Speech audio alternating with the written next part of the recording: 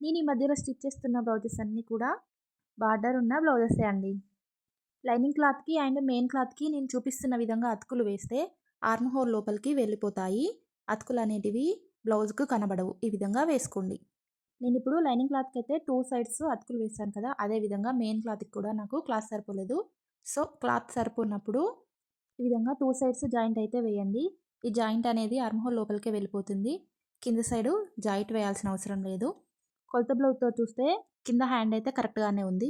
So, అందుకే నేను ఈ విధంగా పైన మాత్రమే అతుకు వేస్తున్నాను 2 సైడ్స్. ఈ విధంగా మెయిన్ క్లాత్‌కి, లైనింగ్‌కి 2 సైడ్స్ అతుకులు వేసి పక్కన పెట్టండి.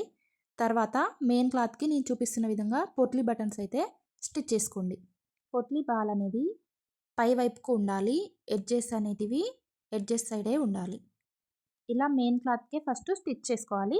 తర్వాత దీని మీద లైనింగ్ వేసి స్టిచ్ చేస్తే ఈ ఎడ్జెస్ లోపలికి వెళ్ళిపోతాయి. బ్లౌజ్ చూడడానికి చాలా నీట్‌గా ఉంటుంది. ఇలా కుట్టిన తర్వాత పైన మెయిన్ స్టిచ్ వేయాలి. ఇలా కుట్టడం వల్ల ఎడ్జెస్ మధ్యలోకి వెళ్ళి బ్లౌజ్ అయితే చాలా నీట్‌గా ఉంటుంది.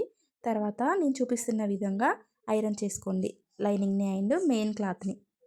నెక్స్ట్ హ్యాండ్స్ పైన ఫ్యాబ్రిక్ గ్లూ పెట్టి లైనింగ్‌ని అండ్ మెయిన్ క్లాత్‌ని ఐరన్ చేస్తే నీట్‌గా అతుకుతుంది. ఇలా చేసిన తర్వాత సైడ్ జాయింట్స్ దగ్గర అయితే మెయిన్ స్టిచ్ వేయండి. మెయిన్ క్లాత్‌కి అండ్ లైనింగ్‌కి కలిపి ఇలా స్టిచ్ వేయడం వల్ల జాయింట్ దగ్గర పిక్కలకుండా ఉంటుంది. ఎప్పుడైనా జాయింట్ వేసినప్పుడు ఈ విధంగానే వేసుకోండి. తర్వాత నేను హ్యాండ్స్‌కి అయితే పైన షోల్డర్ పఫ్ పెడుతున్నాను. అది ఏ విధంగానో చూడండి. మధ్యలో మార్క్ చేసుకొని అటు 2 ఫ్రిల్స్ అండ్ ఇటు 2 ఫ్రిల్స్ పెట్టాలి. ఇంతే ఈ విధంగా హ్యాండ్స్‌ని స్టిచ్ చేసుకోండి. ఫినిషింగ్ అయితే బొటిక్ లెవెల్‌లో ఉంటుంది. ఫైనల్‌గా హ్యాండ్స్ లుక్ ఎలా ఉందో చూడండి. నచ్చితే లైక్ చేయండి. మరిన్ని వీడియోస్ కోసం నా ఛానల్‌ని సబ్స్క్రైబ్ చేసుకోండి.